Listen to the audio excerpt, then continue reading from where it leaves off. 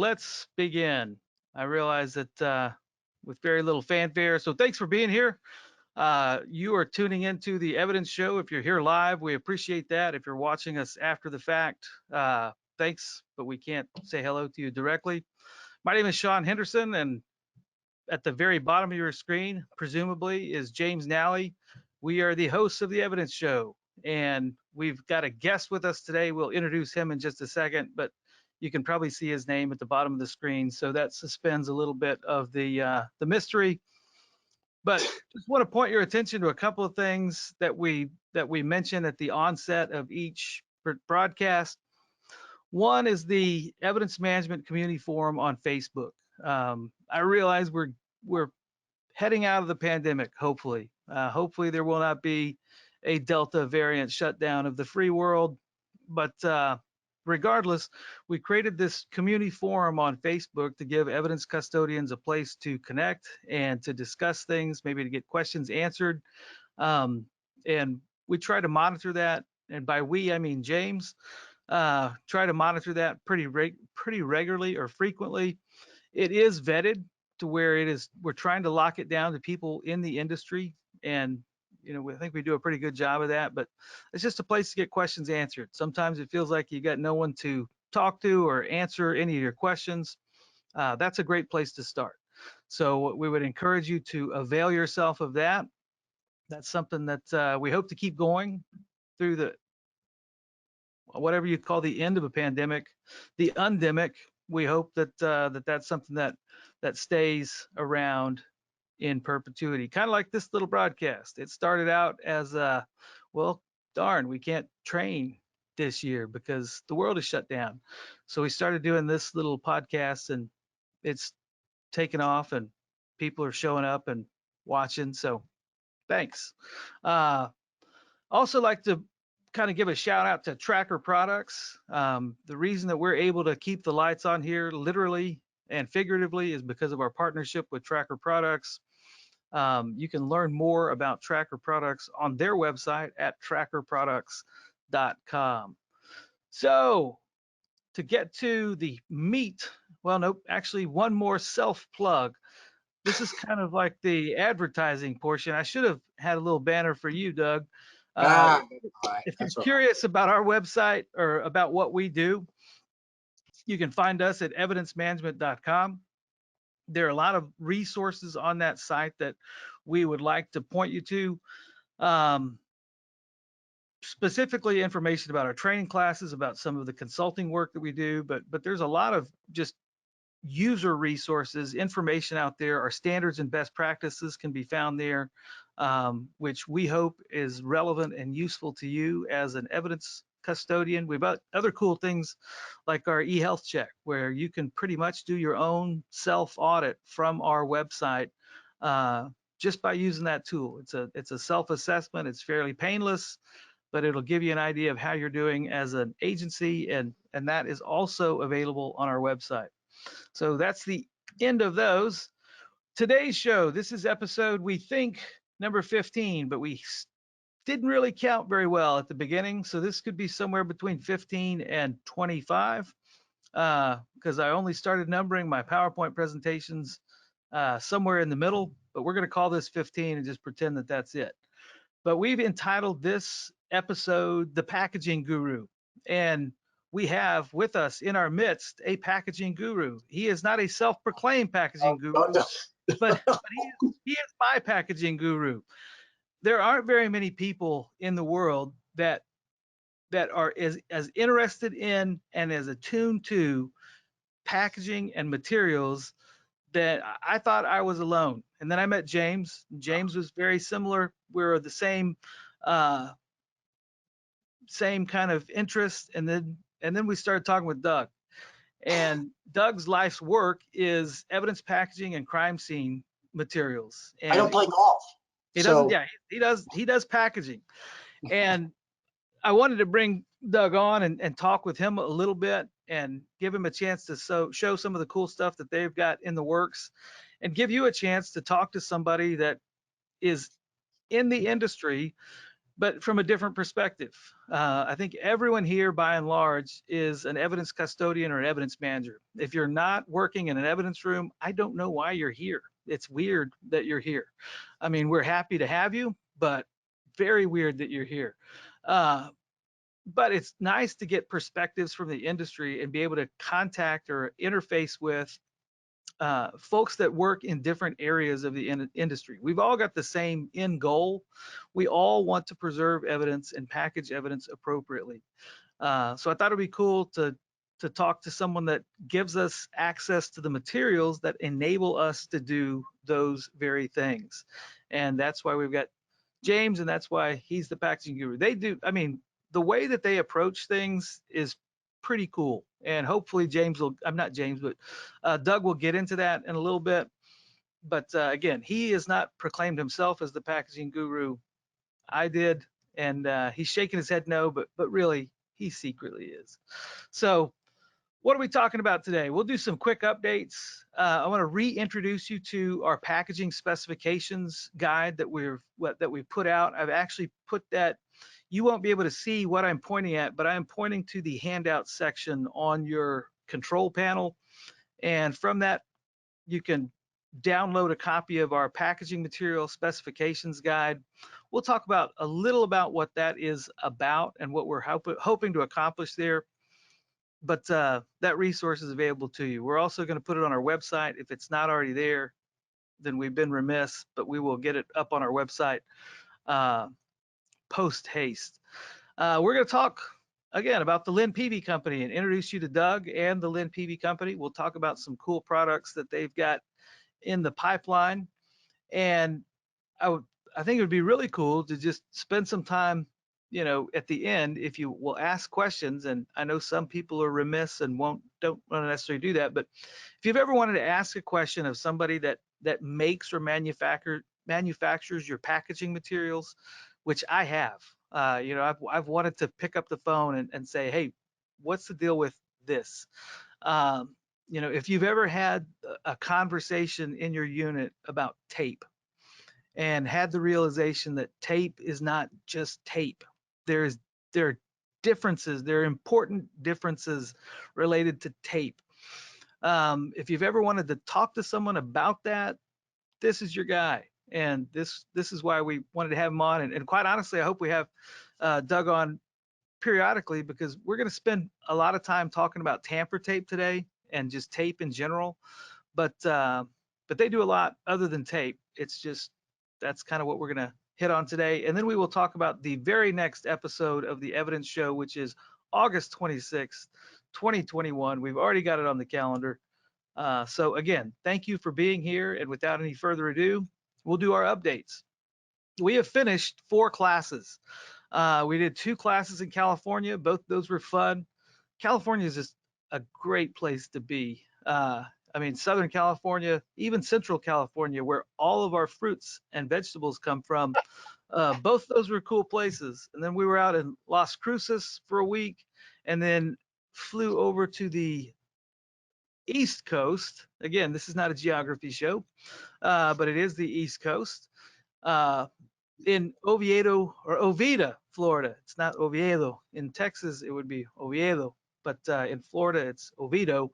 And wanted to talk real quick about our Carrollton class. We were supposed to do a Carrollton class this week. It got postponed, and it didn't get postponed for anything we could control. The venue was supposed to be really cool. It was going to be at a movie theater, like an old specced out old school movie theater. But apparently between the venue and the landlord, somebody was in trying to clean up my language here. They got angry with one another and they canceled everything. So we had no place to go. So we're going to reschedule that for October, I would imagine. So if you're in the Texas area, we'll try to do an October class. Haven't found a good venue, but that's the update with that. We'll be in Wayne, New Jersey at the beginning of September. So if you're on the Eastern Seaboard, please come visit us in Wayne, New Jersey. And we'll be also teaching for the IAPEM, the Illinois Association for Property and Evidence Management, in September. So if you're going to their conference, say hello to us. We will be there.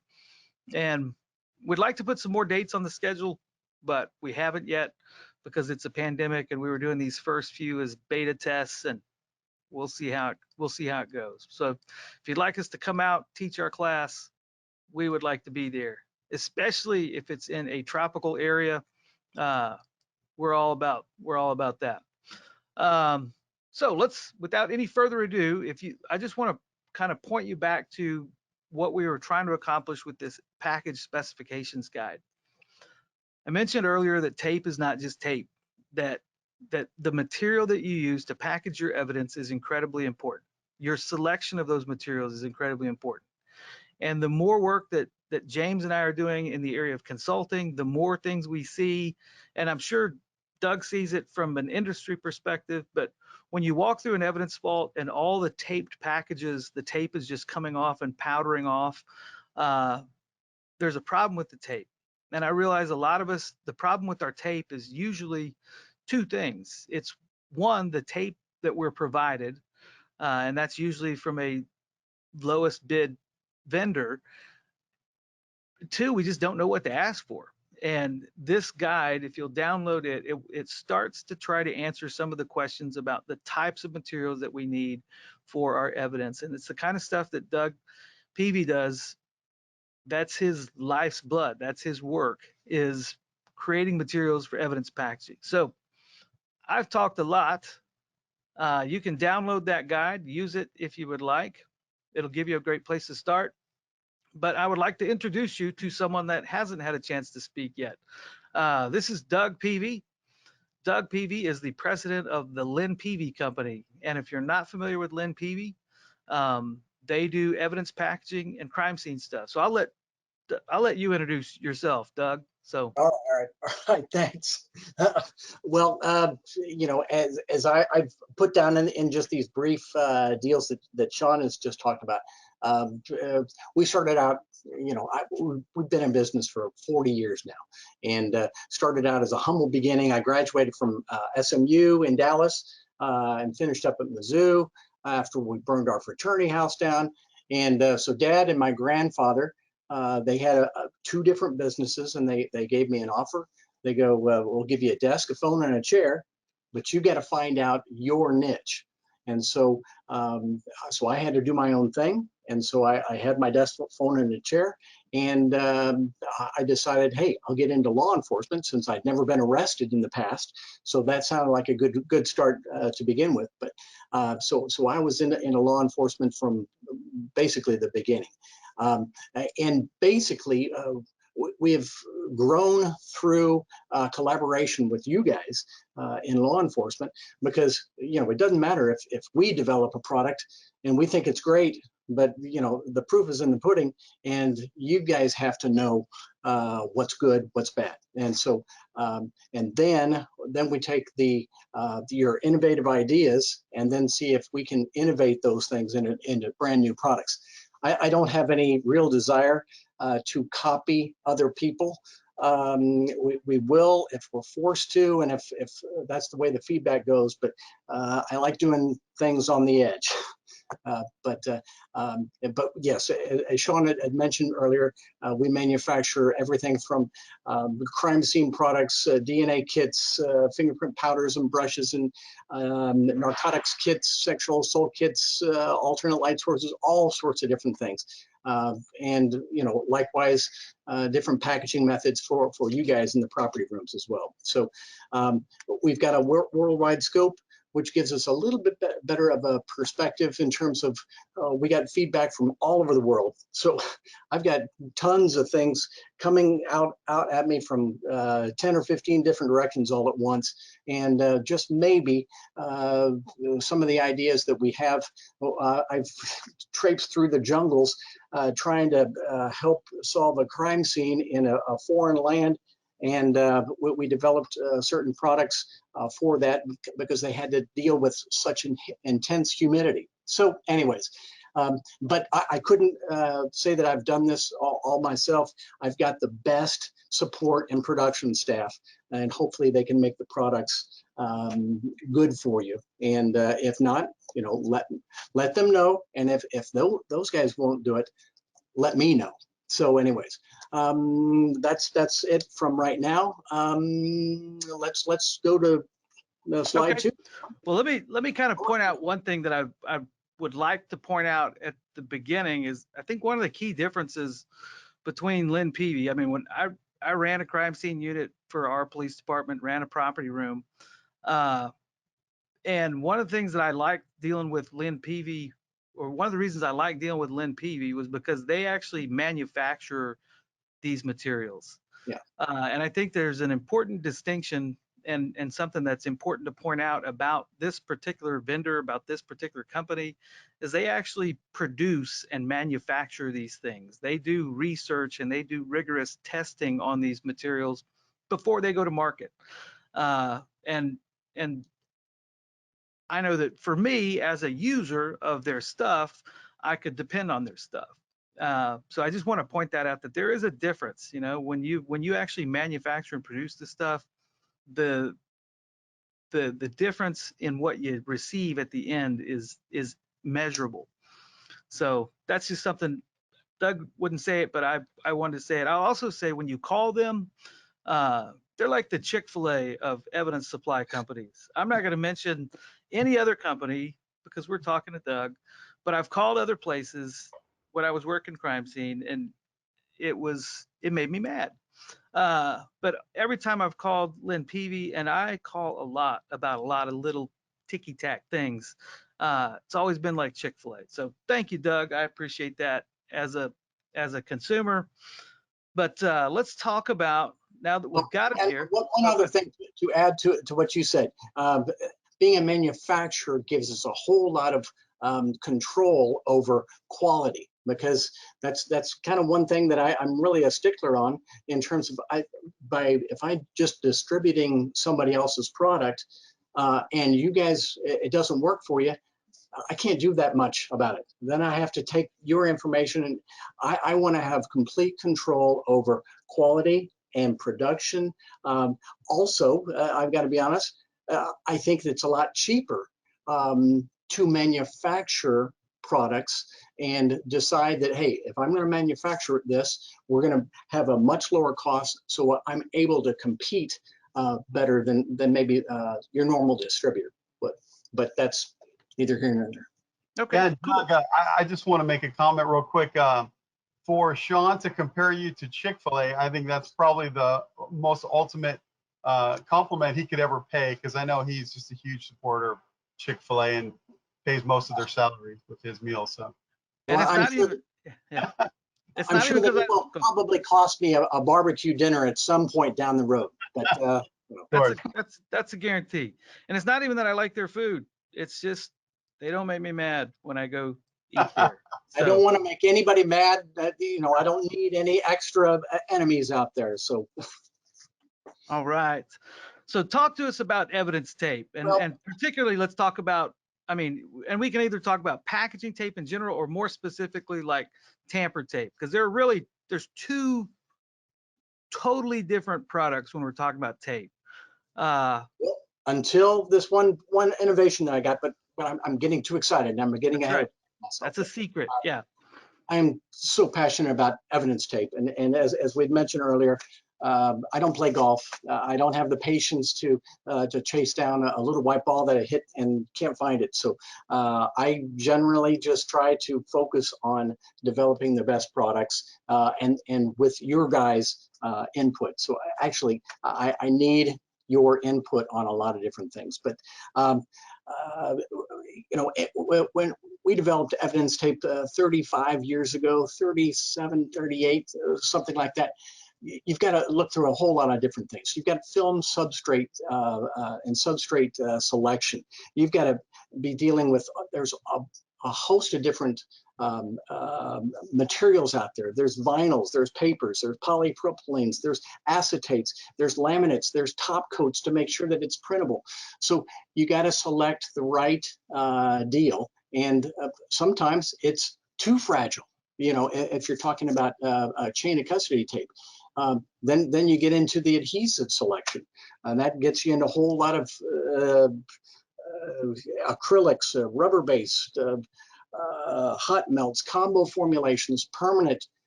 and then really permanent. And one thing we've got to, we're tweaking the edges to make sure that it sticks. I know that there are going to be people that are going to complain, and you're going to say your tape sucks because I don't like the way it peels off. And okay, I'm trying to improve that. But that's also the way that it's supposed to work. But you don't want it to fall apart in your hands, kind of like the M&Ms or something like that. What would they say? It melts in your mouth, not in your hands. You know, when you're placing evidence tape on a package, you ideally don't want it to fall apart in your hands and wrap your fingers up and then have to start all over again, because there's a lot of waste involved. But then there's the stability and the suitability. It's no secret that law enforcement in general and evidence custodians, they say, I need this to seal up this package and stay there for 50, 75, 100, 150 years. And it just can't be done. But we got to try to get as close as possible. Other people that don't understand the ramifications of adhesives and stuff, it's just kind of a difficult deal. But we try to do the best we can. You've got shear strength, you know, in terms of the torque that you might put on it. You've got tack. Do you want a tacky adhesive? Do you want a non-tacky adhesive that's going to stick a lot longer? We go through a ton of accelerated aging tests and printability tests, stuff that you probably don't worry about, and you don't want to ever stand on the stand and say that you know anything about accelerated aging and testing like that. Just rest assured that I'm trying, and we're trying our best to get the best quality product and the next point, freshness of adhesive. I really feel strongly about, if you know, fortunately we've got enough volume with our suppliers of raw materials that we can buy this stuff over and over and over again. So I can place 12, 15, 25 orders a year. But you know, if I was a distributor, sometimes they're buying off brands and they're not having it be that fresh. And you know, you don't know if your shelf life is altered like that. So you do have to worry about that. And I always say fresher tape works better, just like your milk in the refrigerator. It's going to taste a lot better the first day than it's going to taste on the 14th day. And probably after 14 days, you're going to say, no, I just need to pitch it. You've got, and the last point that I've got is we've got to evaluate consumers versus law enforcement. A permanent adhesive for a consumer, they think that all it's supposed to do is, you know, as a box sealing tape, if it's good enough to tape across the package and move from Kansas City to Dallas, for example, if that holds that package, that's good enough.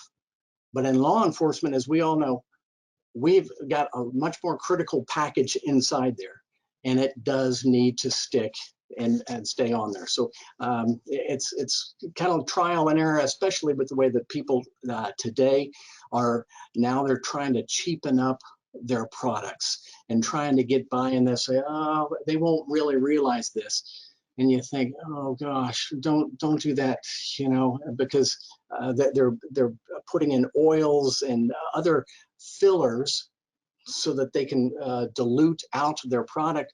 It's just not a good idea. But then again, that's what we're faced with law enforcement, is we got to deal with what we're, you know, I don't claim to ever say that I'm going to have as much volume as Walgreens. And so I got to buy Walgreens quality stuff in terms of packaging so that it can be compatible with the evidence tape that we use. So That's just How long? what I How have. long? How long typically is? How old is too old for most, like with tamper tape? When does it? We When say does it start to degrade? 2 years, Really? and that's it. And Okay. that's the most. You can go to many other manufacturers. They won't even say anything about that.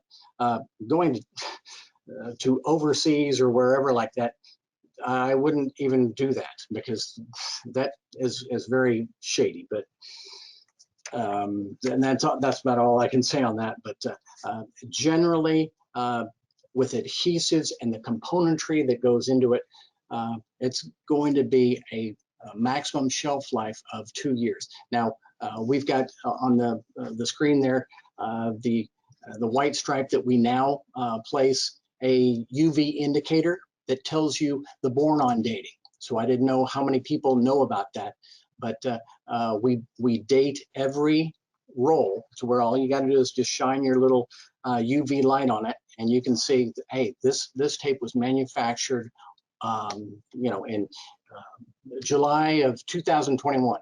So you've got 2 years to apply it to the package, and then after that, it lasts pretty long.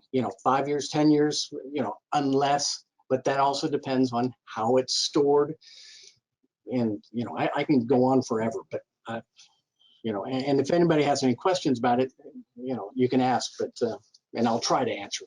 Right. And I imagine high heat and humidity and fluctuating temperature conditions, and that's like the death knell for any type of packaging tape. Was that Right. accurate? Yeah. Selling to Florida and selling to Minnesota and selling to Vietnam are 3 different deals, and you got to come up with a balance between that. But we custom formulate all of our adhesives and stuff like that. So I think that it's pretty good. It's not perfect, but I don't think that you're ever going to find a perfect tape out there. But So if someone was, and this is just a question I have, like let's say you're in Central Florida and it's very humid, or you're in Southern California and it's not humid at all. Do those and let's just talk packaging tape for just a second. Should people in those 2 regions buy 2 totally different kinds of tape? Because that's something that we had not really thought about when we made our spec guide, but maybe we need to include it. I wouldn't go there because then that would reduce our volumes, and we couldn't then offer you the same tape at the same price, because at some point I know that cost is a factor, and I don't think that law enforcement is ready for a Lamborghini type product, even with if you still have $1 million that you're trying to protect and things like that. I still don't think that your chief or your sheriff is going to say, yeah, pay any price to get this thing sealed up. There are certain type of freezer type adhesives, and the ones that work better with the humidity and the we try to listen to everybody and come up with a good average in the middle answer, if that resolves it for you. Yeah. But Okay. I think I'd like to kind of jump in on this. I think the reality is nobody thinks twice about evidence sealing tape until they're answering a battery of questions on the stand about the strength and the tamper, what actually constitutes tamper proof. So I think evidence tape in and of itself is something that if an agency, now I kind of lost my train of thought, but I think that the reality is yeah, there's no one size fits all, but let's face it, when you're applying tamper-proof tape to an item, you're already at a station. The only time you're really going to ever take that item out is if it goes to a forensic environment, to the lab, or to court. So if you have a temperature-controlled room, then it really doesn't matter whether you're in Hawaii or Florida or California. If you're in a controlled environment, as long as that tape is going to last the duration of time, then I think we're good. But Makes sense. I mean, yeah, I mean, I get the humidity thing, and I guess there are situations where someone would have a warehouse that has no temperature controls, but really got to think twice about if that's the best practice for storing critical evidence. Well, I mean, you How know, big I spend can tape? just imagine on the border, say for example, that we're all seeing on the news, CBP, Customs and Border Patrol, that they use our stuff, and I can just imagine that they're packaging evidence, and I don't think that they've got air conditioned trucks down there. They're just probably 150 degrees and hot and humid, and muggy, and everything else. But they still expect it to, seal. And that also you got to factor in how much are they packing into this bag or envelope or box. And so that's we got to rely on you and us to teach those guys. And most of the people that are watching your thing, I would think, are going to be intelligent about that. We're preaching the choir almost. Correct me if I'm wrong, but these guys, everybody that's out there listening to this, is pretty savvy. But the other guys, the thousands of other guys, some of those guys don't know that you can't put 10 pounds in a in a 3-pound bag. It's just impossible. But they still do it. I agree. That's the way we all pack. Every time we're going to a trade show or we're going across the country, you're packing way too much stuff, and you think, do I really? But so. All right. Well, let's talk about some new stuff. And James and I have actually been able to play with this, which has been fun. So tell us about a couple of things that y'all are working on, things that you've got in the pipeline. I'm getting psyched now. Now the caffeine from this morning is just kicking in. I think that this is a good one, but I need to have your, and you guys have tested it and seen it, and we've gone through several different combinations or whatever like that, trying to get it as perfect as possible.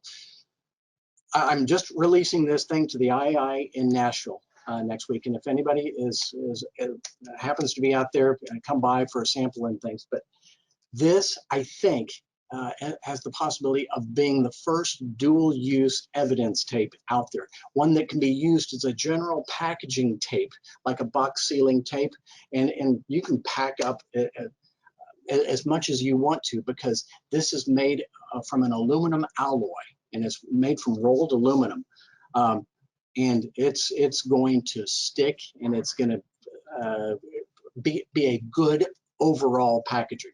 But we've also put the little edge design on there, and we've also got special little stop signs cut into there specifically for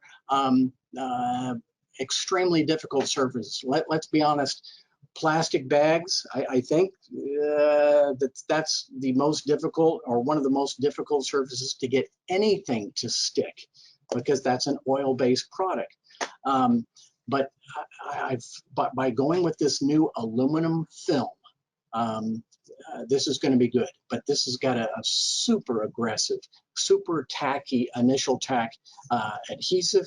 We split back the liner.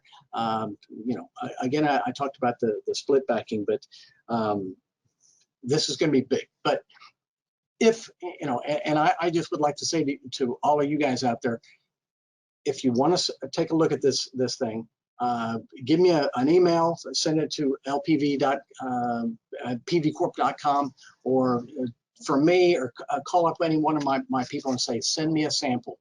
And it's like a little 12, it's just like a little box like this. There you go. But it's a small sample for you to evaluate for yourself and see if it really is as good as I say it is. But I'm very psyched about this. But anyways, enough about that. Well, we've played with it. James and I have played with it for the last couple of months, and this stuff is extremely, extremely tacky. It's legit.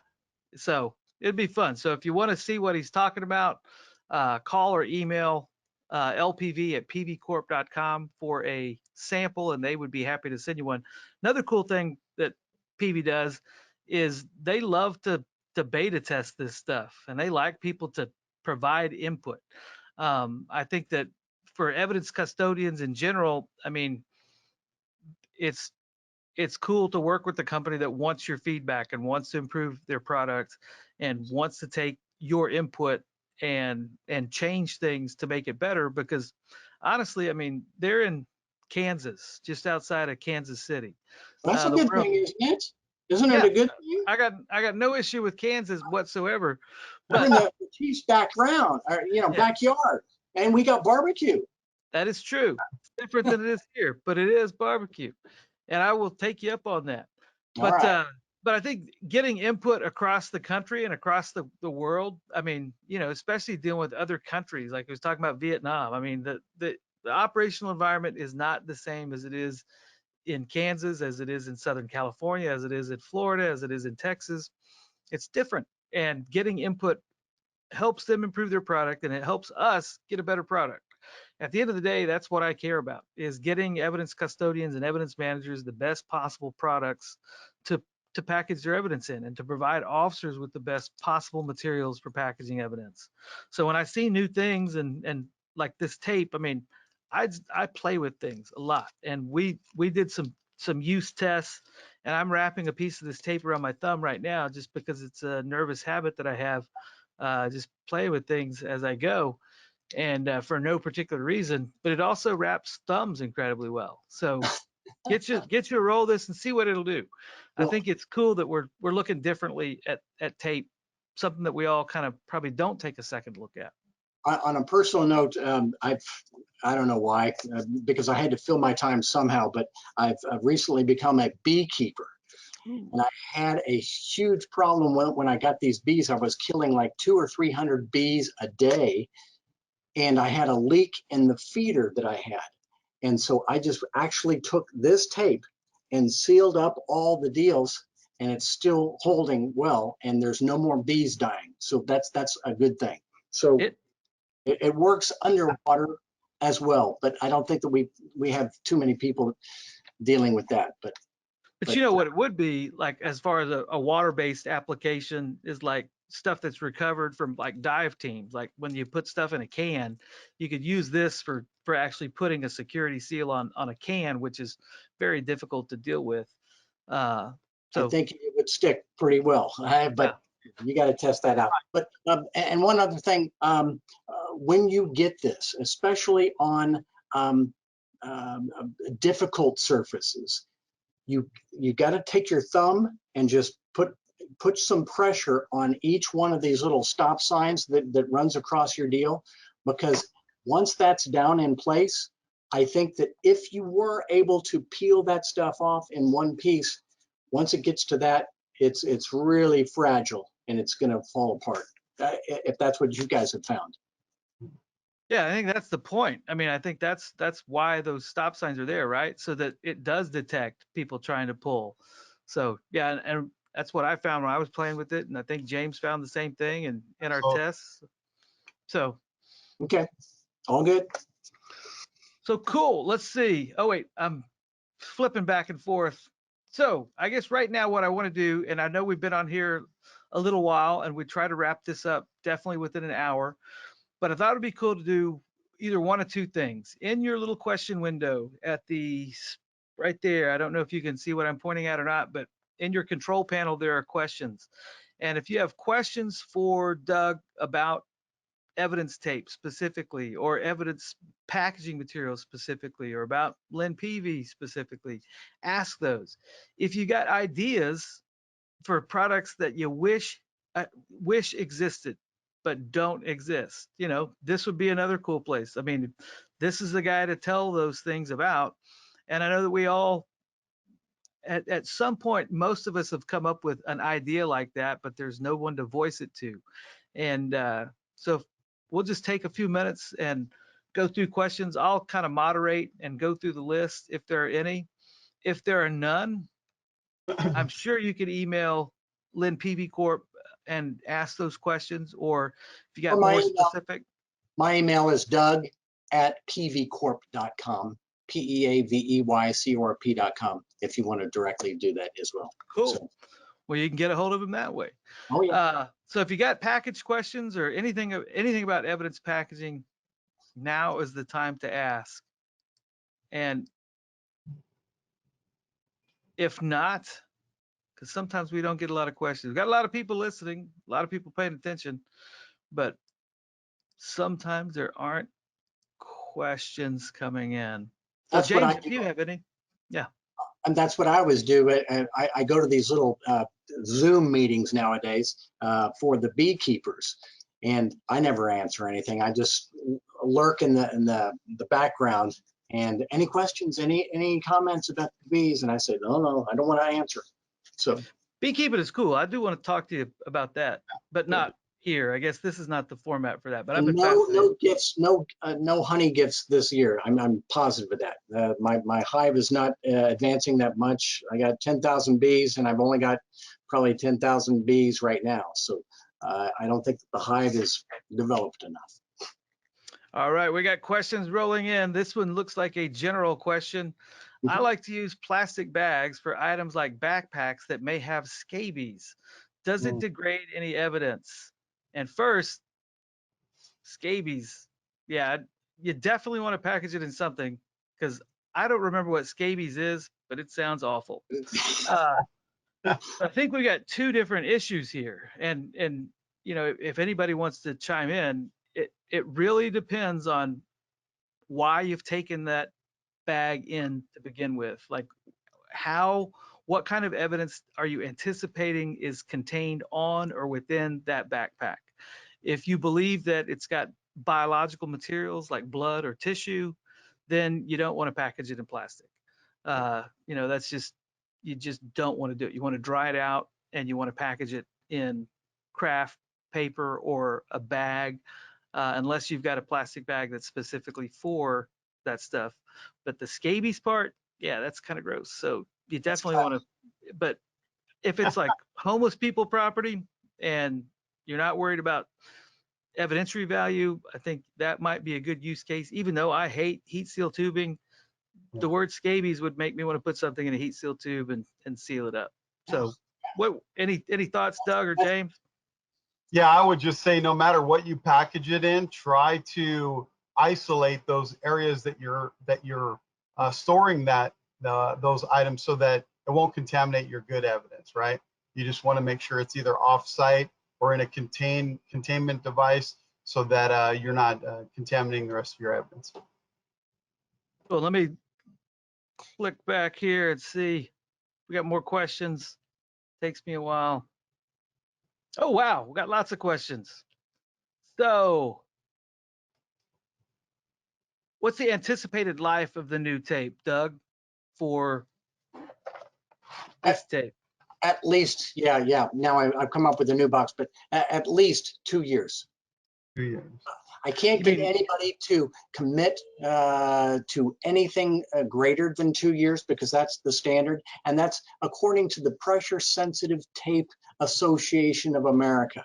And so we've, you know, I don't know what that acronym is, but I like following their newsletters and stuff like that. But is that shelf life or anticipated I would storage probably, life? to be safe, of course, we don't want it bouncing around in somebody's car, but then again, I have no control over how that thing is stored. But you know, everything is stored at 70 to 75 degrees at 70% relative humidity, and it should be fine. But if you're storing it in something else like that, I'd watch it. You know, with any tape, you know. But I think the thing to distinguish is there's a difference between shelf life and anticipated holding life. Yes. Like Yeah. storage life. Once it's secure, yeah.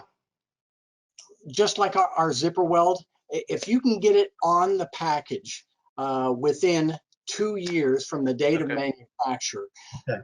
Good. then you should be good to go if you're storing your package properly.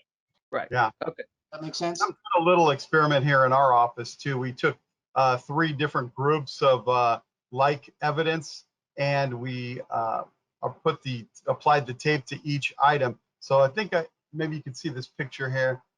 maybe not, but each Oh, one yeah. of these items have gone in different temperature controlled environments. So refrigerator, freezer, super hot climate, outside in conics containers, and also in general temperature controlled rooms too. So we're kind of doing a little beta testing for Doug as well, and hoping to see what that looks like in 6 months, year, 2 years, see if the adhesion is still there, and to make sure that the seals themselves are still intact. Yeah, I great think we question. will. Yeah. Yes. And I just Googled scabies. It is gross. You don't want it. So definitely package that stuff up, or don't take it in the I first don't place. even want to hear about what it is, but But, Our son, so Doug got another question. I'm with okay. the small college. Do you have like bundles or starter kits for agencies that could help them with their packaging needs?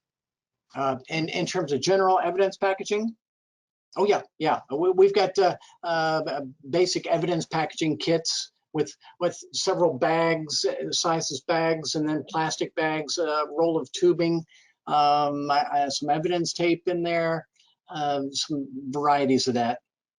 Okay, cool. So we do offer that. All right, here's another question. Yeah, we got questions rolling in. This is good. I hope we get to them all. This is a blood kit, like a blood kit question. Do your blood kits have a shelf life? And I think the reason they're asking this is they just started purchasing kits from you and I have to read these questions Yeah. because I don't read very far away. So Yeah. basically, DPS here in Texas just approved, I guess, Lynn Peavy as a vendor for blood kits. The question is, do your blood kits have a shelf life? Yes, I do believe that they do. They're all probably lot controlled. And so I believe that we say that those things have got at least a 1-year shelf life. I don't get involved in all the details, but I think that that's a lot controlled item, and that we have to inventory and control that and rotate our inventories and stuff. Cool. Well, we've got a couple of scabies related updates. For HIPAA purposes, we won't reveal any names, but we've had someone with scabies, and it is awful. And they are burrowing mites that get under the skin and cause rashes. So, Oh, sounds fun. Yeah. so do you have any? This is interesting. I guess, do you have any found property packaging? I don't know how that would be different than regular property. I mean, because typically what we teach, at least in our training, is that you package found and safekeeping, you package all of those pretty much the same way.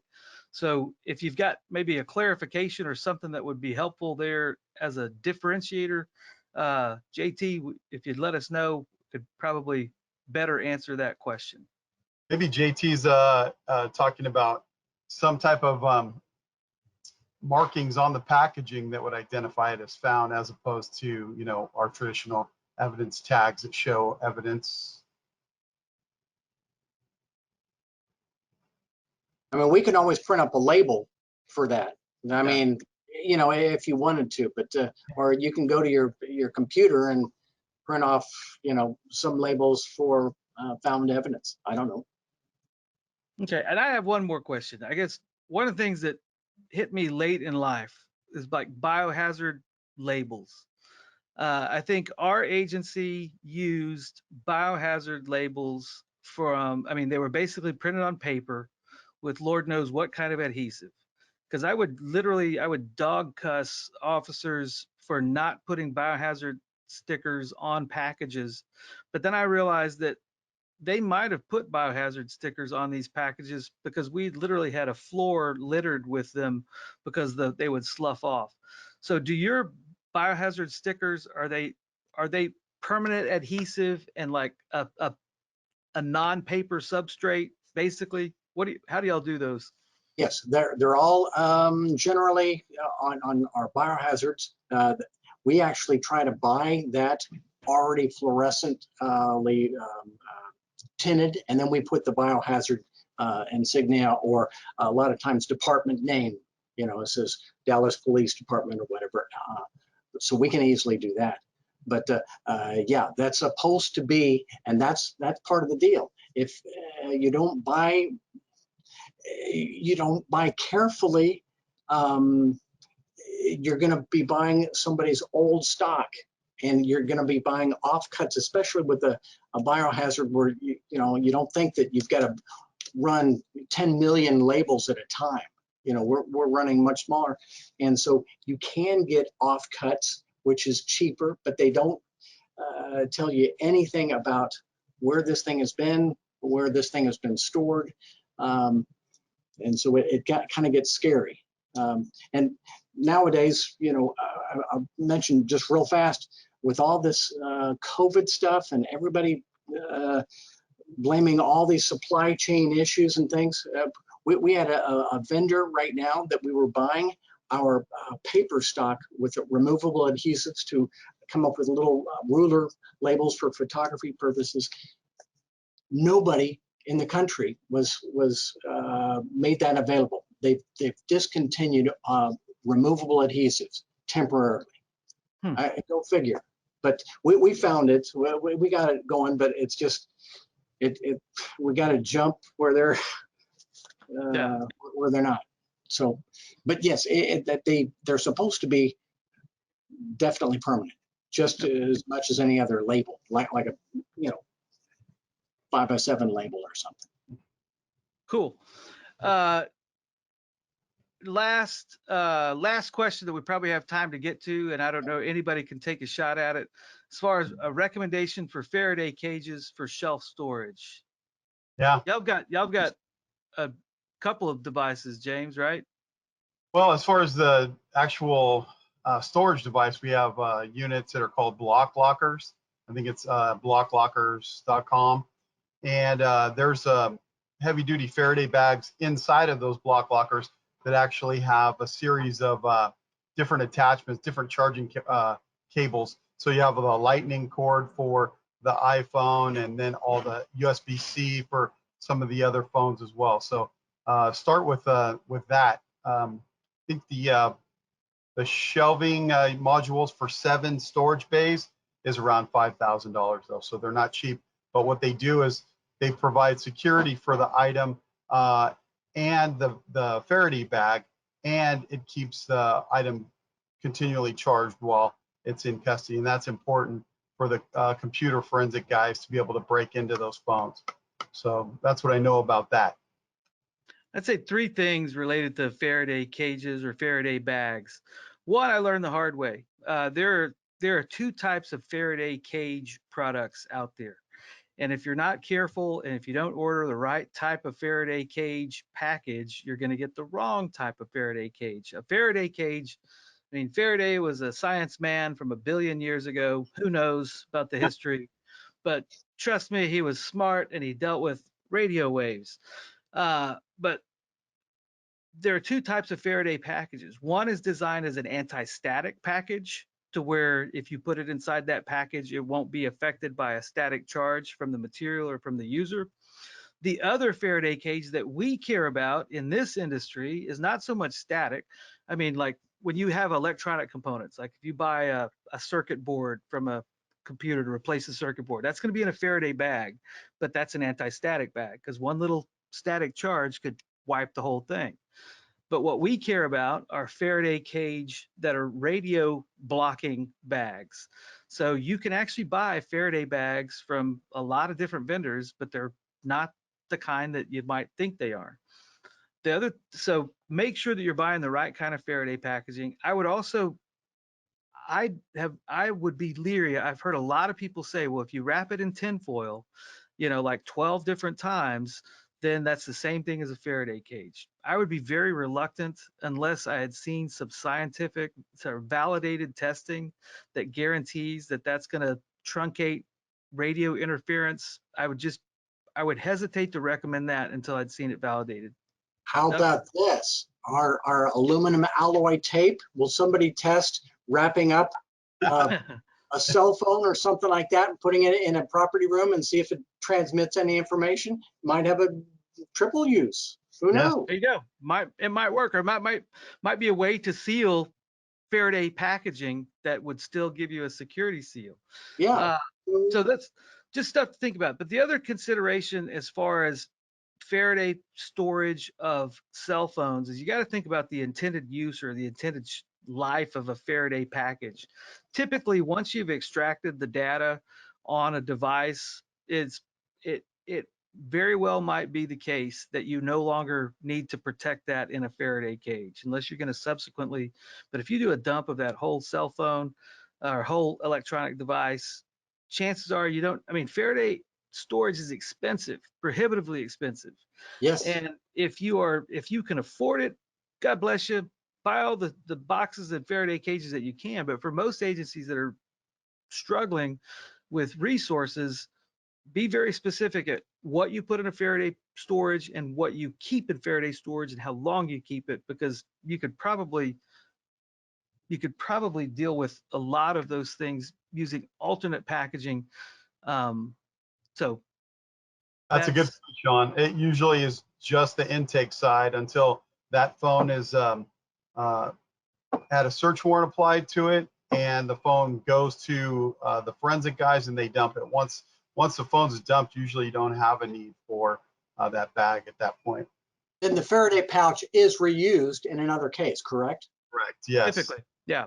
Last question today. For those of you that have stuck around, thank you for being here. We're almost done, but do your biohazard stickers stick to craft packaging, or fentanyl stickers stick to craft packaging? We got one of our users that their biohazard stickers do not stick to craft. So I'm anticipating. Yeah, I mean, I thought that they, we haven't heard any problems. If they want to try our biohazard stickers, I think she might be dealing with stickers like I bought Avery. erroneously, is Yeah. crappy ones. Like we bought biohazard. I mean, I bought different kind of labels for shelves, and they weren't the right kind, and they don't stick. So yeah, buy Yeah, some. they are supposed to work. And I haven't heard any complaints, but that doesn't mean that it's not going to come up. But Yeah. All right. Well, thank you, Doug, for being here. Thanks for thanks for all of having you me. for tuning in. These are fun conversations for me.